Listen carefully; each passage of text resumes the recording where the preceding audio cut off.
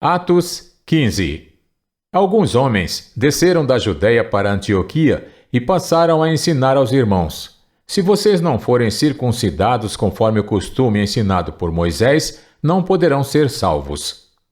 Isso levou Paulo e Barnabé a uma grande contenda e discussão com eles. Assim, Paulo e Barnabé foram designados com outros para irem a Jerusalém tratar desta questão com os apóstolos e com os presbíteros. A igreja os enviou e, ao passarem pela Fenícia e por Samaria, contaram como os gentios tinham se convertido. Essas notícias alegravam muito a todos os irmãos. Chegando a Jerusalém, foram bem recebidos pela igreja, pelos apóstolos e pelos presbíteros, a quem relataram tudo o que Deus tinha feito por meio deles. Então se levantaram alguns do partido religioso dos fariseus que haviam crido e disseram: é necessário circuncidá-los e exigir deles que obedeçam à lei de Moisés. Os apóstolos e os presbíteros se reuniram para considerar essa questão. Depois de muita discussão, Pedro levantou-se e dirigiu-se a eles: irmãos, vocês sabem que há muito tempo Deus me escolheu dentre vocês para que os gentios ouvissem de meus lábios a mensagem do Evangelho e crescem.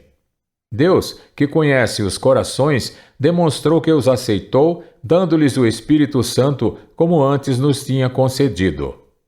Ele não fez distinção alguma entre nós e eles, visto que purificou os seus corações pela fé. Então, por que agora vocês estão querendo tentar a Deus, pondo sobre os discípulos um jugo que nem nós, nem nossos antepassados conseguimos suportar? De modo nenhum. Cremos que somos salvos pela graça de nosso Senhor Jesus, assim como eles também.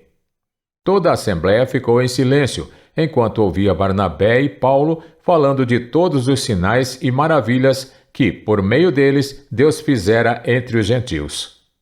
Quando terminaram de falar, Tiago tomou a palavra e disse: irmãos, ouçam-me. Simão nos expôs como Deus no princípio voltou-se para os gentios a fim de reunir dentre as nações um povo para o seu nome. Concordam com isso as palavras dos profetas, conforme está escrito: depois disso, voltarei e reconstruirei a tenda caída de Davi.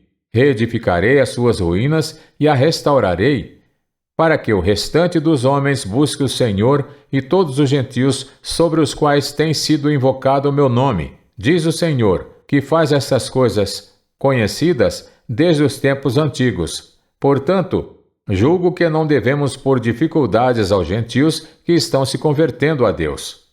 Ao contrário, devemos escrever a eles, dizendo-lhes que se abstenham de comida contaminada pelos ídolos, da imoralidade sexual, da carne de animais estrangulados e do sangue. Pois desde os tempos antigos, Moisés é pregado em todas as cidades, sendo lido nas sinagogas todos os sábados. Então os apóstolos e os presbíteros, com toda a igreja, decidiram escolher alguns dentre eles e enviá-los a Antioquia com Paulo e Barnabé. Escolheram Judas, chamado Barsabás, e Silas, 2 líderes entre os irmãos.